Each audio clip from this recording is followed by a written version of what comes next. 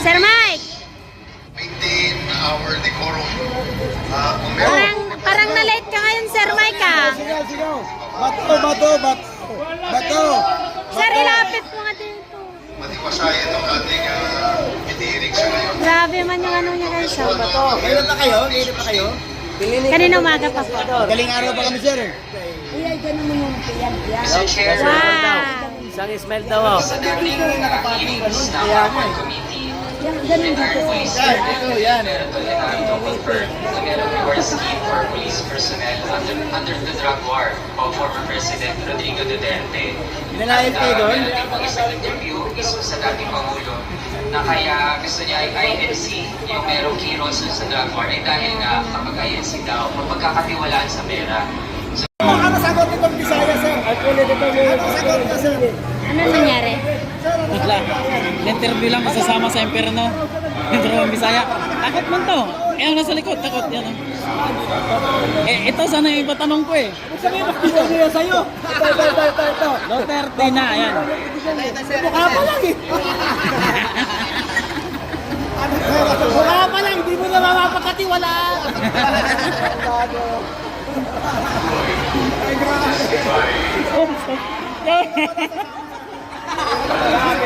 grabe ba yan? Kung tayo, pare-pareho tayo demonyo. Sino kakalaban sa atin? Wala. Wala, di ba? Wala, mo ka pala. Kung tayo, pare-pareho tayong demonyo. Sino kakalaban sa atin? Yung koronel. Putangina, pag humarap sa akin yung koronel, tatanungin ko siya, sino kang demonyo ka?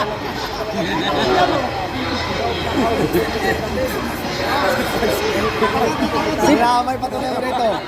Ako, lumalabas na rin pagka-demonyo ko. Putangina. Wala sa akin koronel. Wala sa akin mayor. Putangina, magsama-sama tayo sa impyerno. Putangina. Did I support us? Tabang bigla, no? Kasama ka sa kulto ni Rodrigo?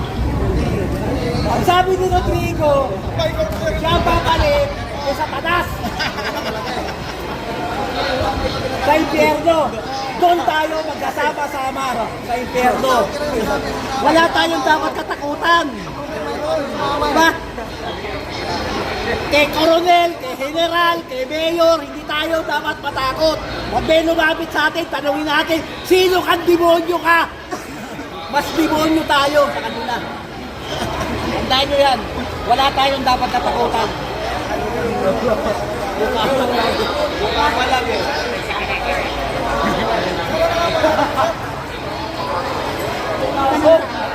Taning! Ano ka ngayon? Sapon!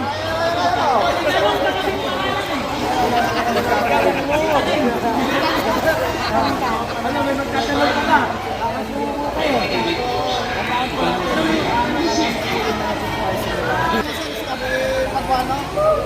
Wala yun! Tuta lang ng demonyo yun! Wala yun!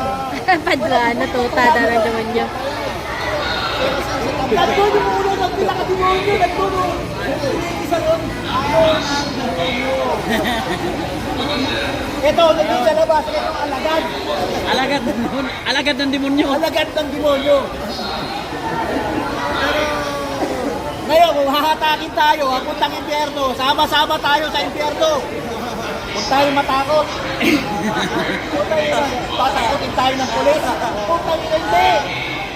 Mas demonyo tayo sa pulis. Iwala ka. Pupuntahin mo dito si Pans. Pans, lika. Gusto ko may makausap ako taga ron para malaman natin kung hanggang Pasko tayo, hanggang bagong taon, o hanggang kailan tayo dito. Wait lang, te. Mukha pa lang.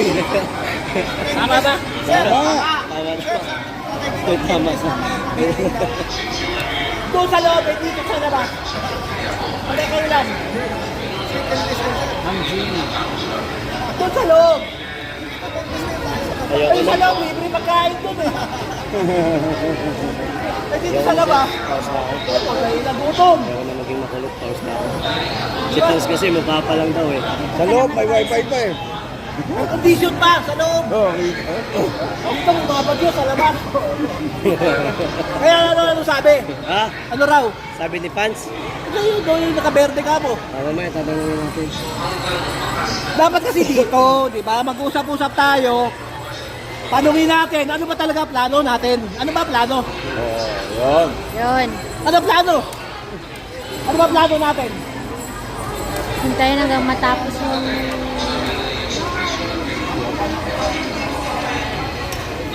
Kasi kung wala tayong plano, eh umuwi na tayo. Oh. Magkanya-kanya na tayo ang impyerno.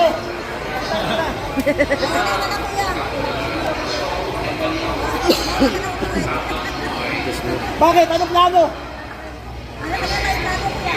Ayaw na mabigat, kaya wala nangyayari.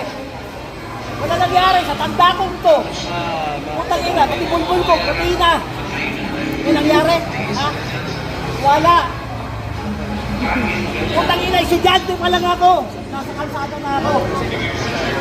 Ha? Nagkikipaglaban pa ako. Ano nangyari? Wala. Hanggang nagkita-kita tayo dito. Oh. Putang ina. Bakit? Ano prinsipyo mo? Ano ka prinsipyo mo?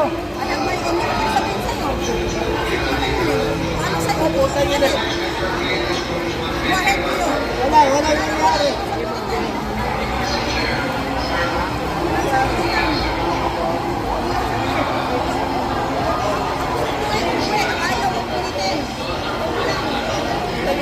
Magabagan na ng mga prinsipyo, doble kara. Wala tayong aasahan. Maniwala kayo. Sa isang organisasyon, maraming pakawala para basagin yung organisasyon. Putang ina, dati rin ako nabumundok eh. Putang ina. Ako magmamalaki yan. Utak rebelyon, utak rebelde. Putang ina. Sabi ko nga sa'yo eh. Di ba? Kaya ang tanong ko, ano ba talaga plano? Di ba? Yes, hindi kami mukhang pera. Kumita man kami o hindi, mag-vlog pa rin kami. Opinion ng isang vlogger yan. Walang pwede makabali dyan. Ngayon, kung anong opinion mo, sarili mo yan. Igalam nyo ang bawat opinion ng bawat isa. Diba tama ako? Huli ka Duterte, uwi na! OMG!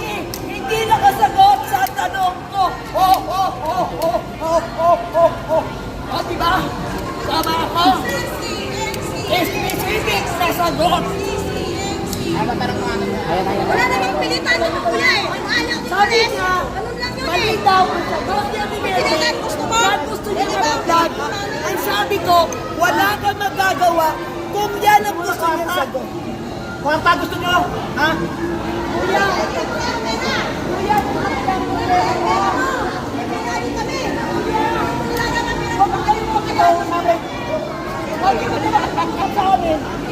bakit? Ang gusto mong masunod yung sagot mo. Wala kang magagawa kung yan ang sagot mo. Walang makakapigil sa kanya kung yan ang sagot niya. Ngayon, ang bigay niya ng specific na sagot mo na gusto mong palabasinin ito. Kami nababayaran ng pera! Sabi ko sa inyo, ako pa rin pera! O, diba? Raywan ba? At yan ay natutunan ko ni retired Colonel Metran. Diba? Ang opinion ko, igalan nyo. Dahil opinion ko to eh. Opinion niya niyan. At DNB, wala makakapigil dyan. Tapos sa alokin ako ng pera. Sinabi ko maghahingi ako ng pera. Kailan bakit ako nag-vlog? Lalabas niya na. Eh, sabi ko, nag-vlog ako dahil gusto kong ipaalam sa mga viewers ko yung mga nangyayari na hindi pinabalita ng media. Tinanong niya kung ano yung dati kong trabaho. Sabi ko, OFW ako dati. Opinion mo yan eh. Hindi niya pwedeng i-correct. Opinion mo yan. Ngayon yung opinion niya, igagalang din natin. Yung opinion mo, igalang din niya. Yan ang may freedom of speech. Tapang ni JM. Kasi niya ako paribet niya eh. Hindi! Wala na tapos na. Nalibang ko na. Nalibang ko na. Nalibang ko. Napikon. Napikon. Ilalok ako ng pera. Eh di anong tawag doon? Ang dahil ng buon niya. Nagbabayad ng pera. Pak, pak, pak, pak. Tapos sasabihin yung ayaw kong konsak. Eh bakit sila kilipag-debate?